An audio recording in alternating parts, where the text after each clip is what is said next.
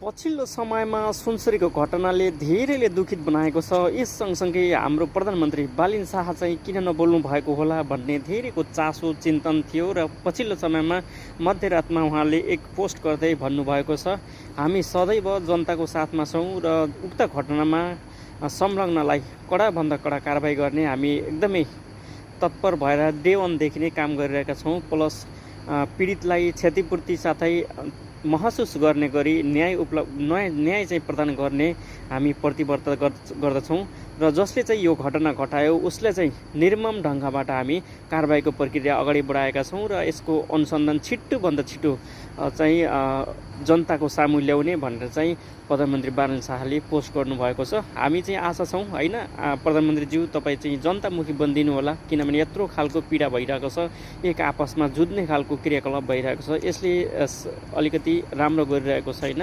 हजुरले जसरी हुन्छ यो घटनालाई निर्मम ढङ्गले अनुसन्धान गरेर जो चाहिँ दोषी हो त्यसलाई चाहिँ कडाभन्दा कडा कारबाही गरेर पीडितलाई चाहिँ न्याय दिनु होला। किन भन्दाखेरि हामी घटेको घटनालाई त पुनः हामी सही ठाउँमा ल्याउन सक्दैनौँ, तर जनताले महसुस गर्ने गरी न्याय चाहिँ दिनु होला र क्षतिपूर्ति पनि उपलब्ध गराउनु होला।